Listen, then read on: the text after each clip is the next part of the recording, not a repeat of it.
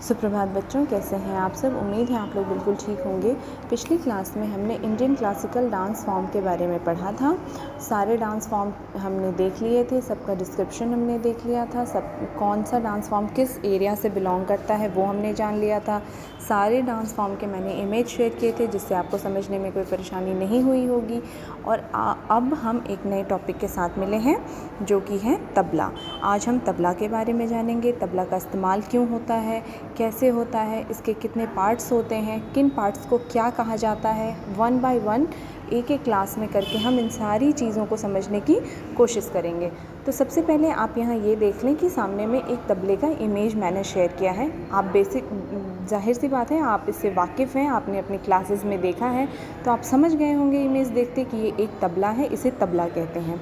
अब मैं आपको ये बता दूं कि जो छोटा साइड का तबला दिख रहा है, जो आपके राइट हैंड साइड में दिखेगा, वो उसे हम कहते हैं दाहिना तबला।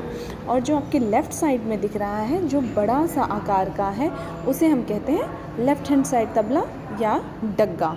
ठीक है, अब इसके डिस्क्रिप्शन के बारे में जान लेते हैं।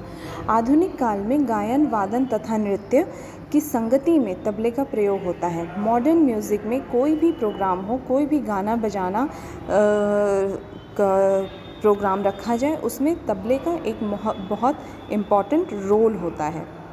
तबले के बगैर कोई भी गाना बजाना वो कंप्लीट नहीं माना जाता, तो इसका रहना अनिवार्य है। ठीक है, तबला दोनों हाथों से एक साथ बजाया जाता है। तबला जो है एक साथ दोनों हाथों से बजाया जाता है। एक राइट हैंड साइड बजाते हैं और एक लेफ़्ट हैंड साइड से।